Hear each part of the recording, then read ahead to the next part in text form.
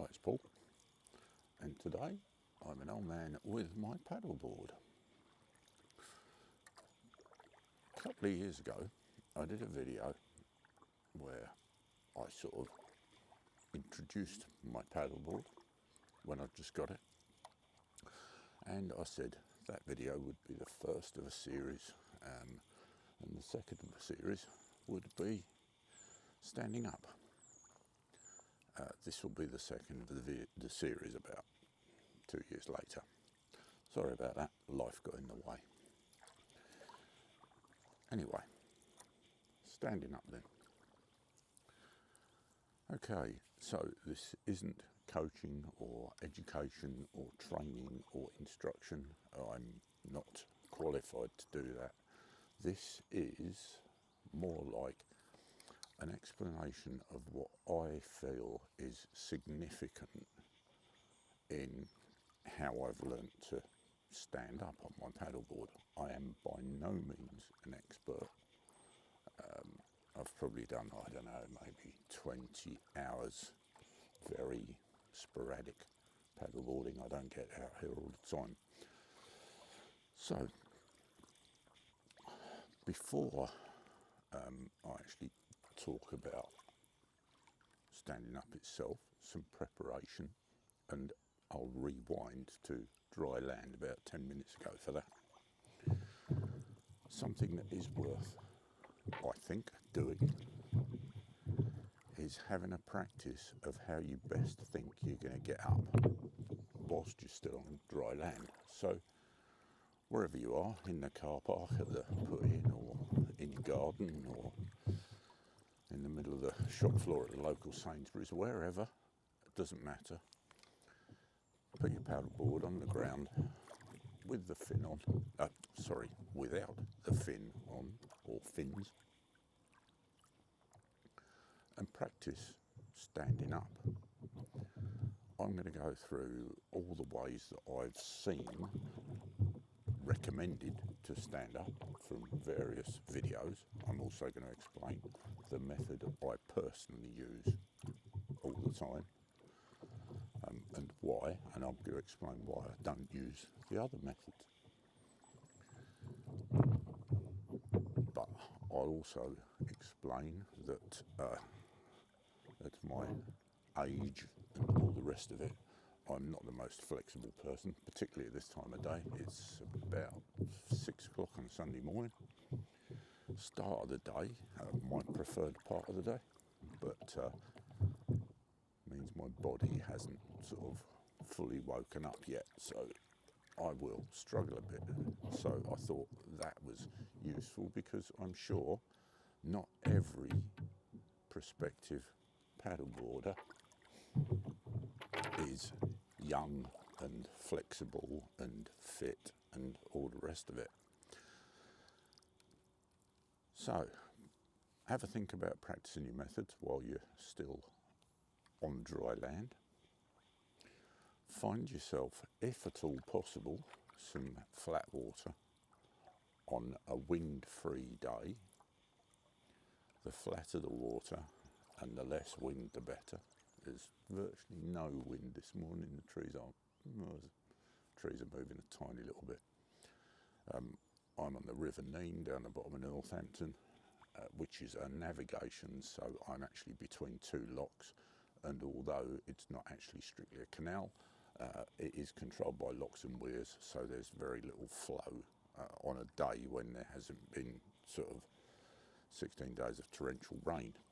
It does get quite bad down here when it does flood, but that's not today, so we don't need to worry about it. So find yourself some calm, flat water with no wind. If the best you can do is the sea, then again try and pick a flat day with no major breeze. Do all the normal safety stuff, PFD, and put your leash on and all the rest of it. I only mentioned that because on this very stretch of river, about 2 miles downstream, a couple of months ago, a young lad drowned. Nothing to do with paddleboarding. He was a swimmer. or he was swimming with his mates. A bunch of them swimming on a hot summer's day. He got into difficulties and bless him, he drowned. He was apparently a strong swimmer, and that's the point I want to make, that even if you think you're a great swimmer, it's still worth having your PFD or whatever, in my opinion. Your choice.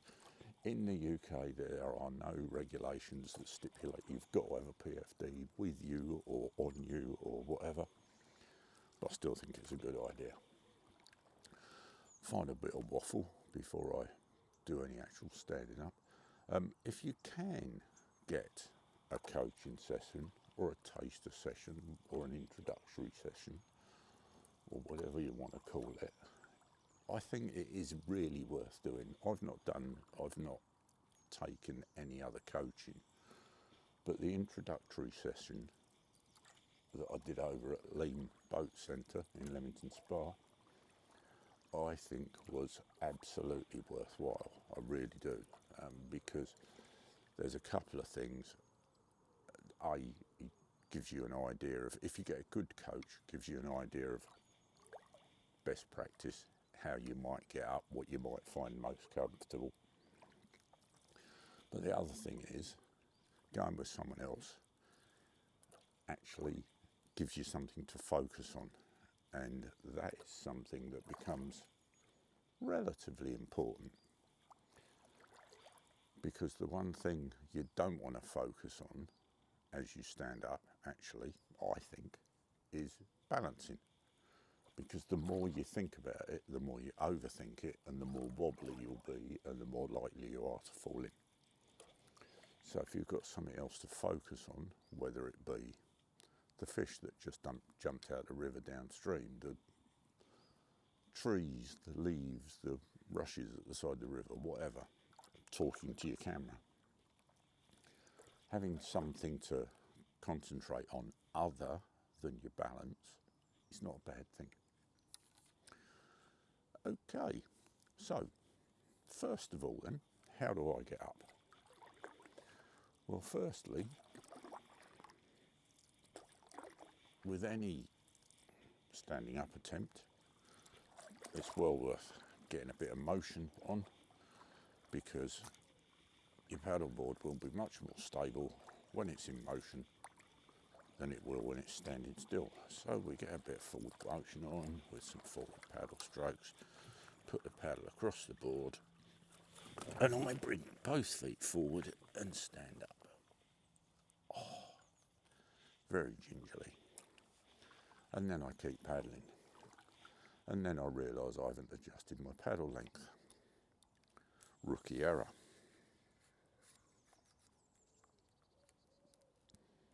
Fortunately, because I can stand up and balance, I can do that standing up. If you do it the first time you go out on your board, suddenly realise you haven't got your paddle length right, then you might struggle a bit more. So, that is, if you like, method one. Just do it again. You probably won't see it because my bag's in the way, so let me flatten that down a bit.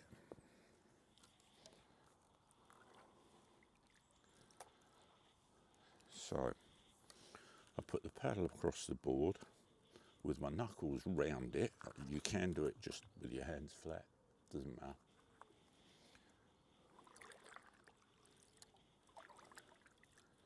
Paddle across the board. Bring my feet up to the centre position of the board, and then stand. And immediately, if you can, start paddling. Because again, forward motion is more stable. Having the paddle in the water makes you more stable, and so on and so forth. So that's method one. Method two is relatively similar, and we'll call it 2A, because there's a left side version and a right side version. So Let's do the left side version, and we go left knee up, up, up, up, and paddle.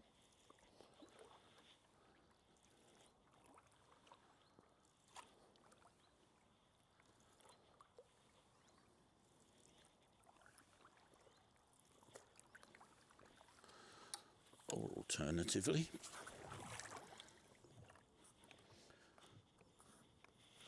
right knee up, up, up, and paddle.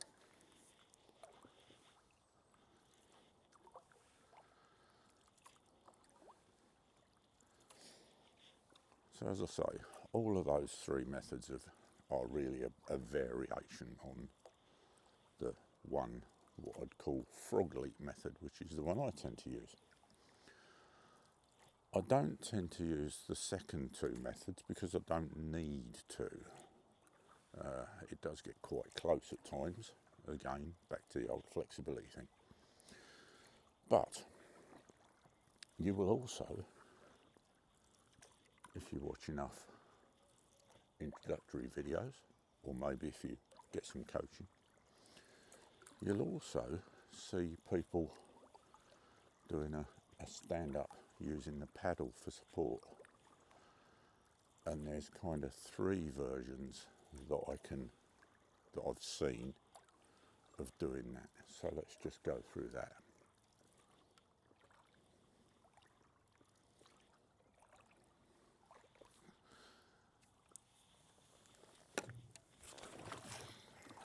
So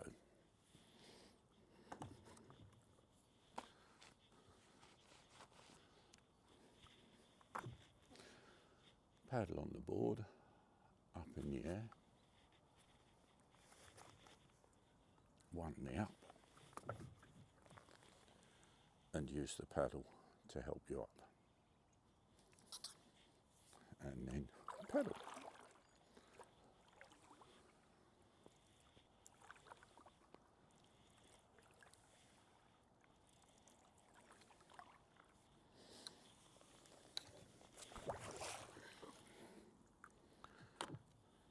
Paddle on the board, one knee up,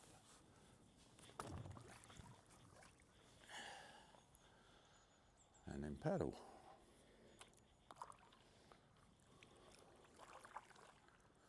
I don't particularly like either of those two methods because I think it's less stable.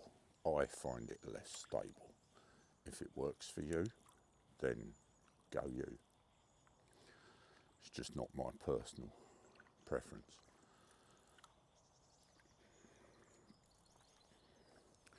And the final method is putting the paddle central to the board.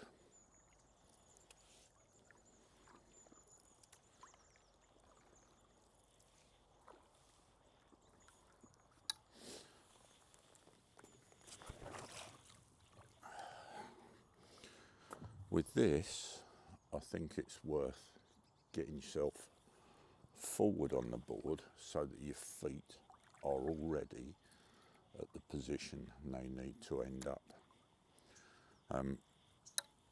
With all the other methods, you can kind of move your feet about a little bit as long as you're still supported, because that's the crucial thing. You've got to keep your weight supported across the board.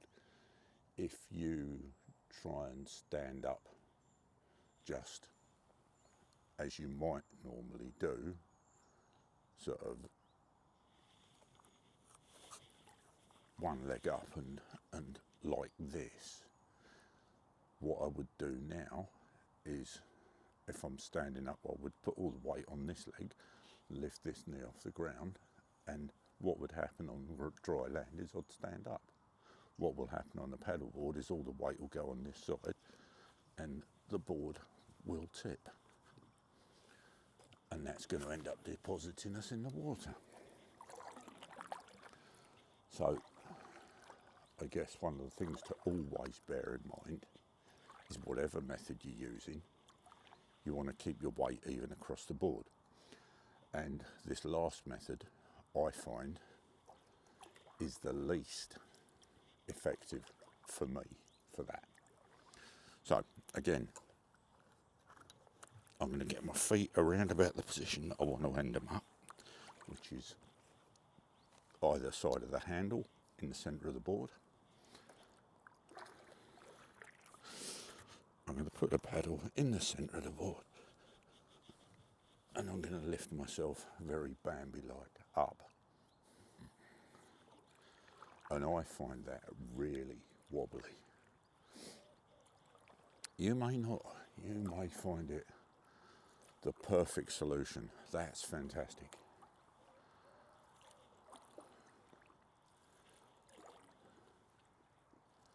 It just doesn't work for me.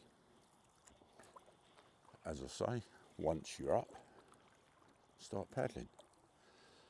Focus on the world around you, ideally in front of you, so you're looking where you're going, and start paddling. Paddle on both sides, because otherwise as a beginner you'll probably find yourself going around in a circle. Oh, but you don't paddle on both sides, Paul. Well, no, I don't. I'll tackle that in the next video, where I'll talk a bit about paddling and my paddling history, which I have more paddling history than just stand-up paddleboarding.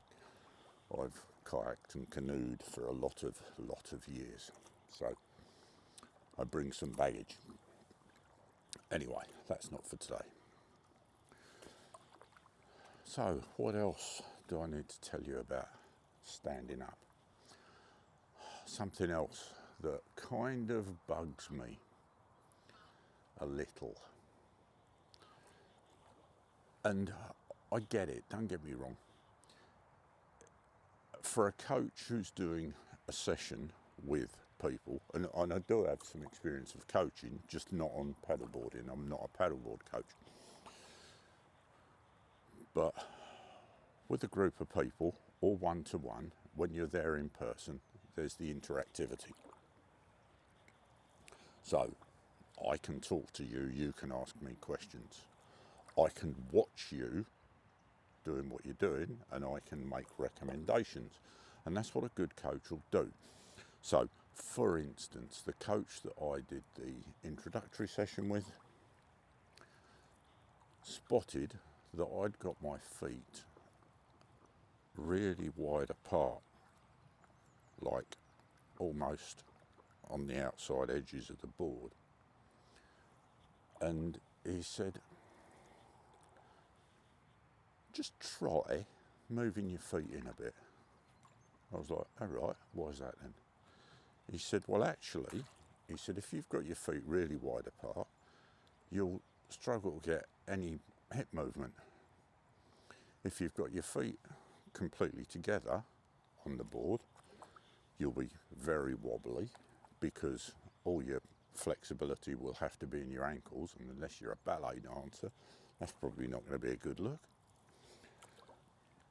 So he said, move your feet in a little bit from the side, have them sort of 4 inches or so in from the side of the board. And I did that, and it made a huge difference. Now, I would never have got that from a video. That came from a coach looking at me and going, have a go at this. Try it, see if you find it more comfortable. I tried it, it was more comfortable. For a coach on a video, it might be one of the points that they mention, or they might forget.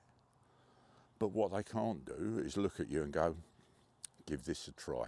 You'll find this may help.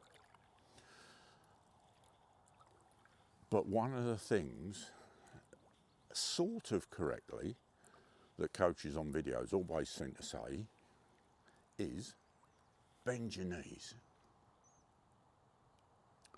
If you bend your knees like this, you will end up, unless you're some sort of supreme athlete, very tired very quickly, because it's like maintaining a squat or a half squat for a period of time. And even if you're paddling, just maintaining the same squat constantly is going to hurt.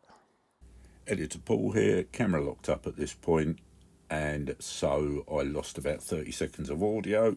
So to add some context and continuity, while I say don't bend your knees, equally don't lock your knees, because anything you do that locks you up will make you very prone to falling off.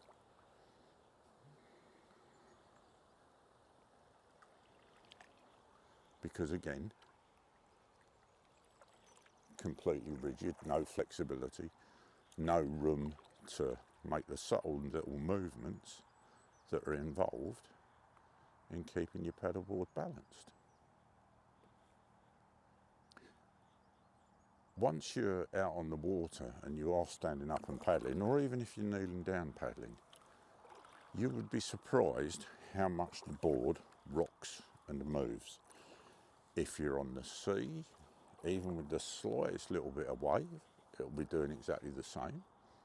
It might not be a huge amount. You may not even notice it because you're too busy panicking about everything else that's going on. So you may not notice it, but your board moves all the time. As you move your arms about, the board will move. It will move from side to side. And if you're locked solid, your body will not automatically compensate for that. And you will potentially much easier fall in. So my suggestion,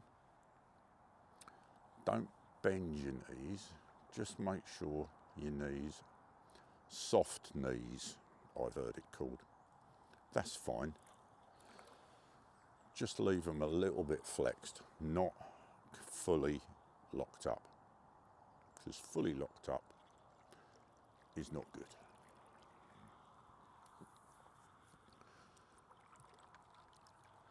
So, I think I've probably gone on long enough now. So go out and give it a try. See how you get on. If you've got any questions or comments, stick them below, as always, or over on oldmanwith.com on the Ask a Question button.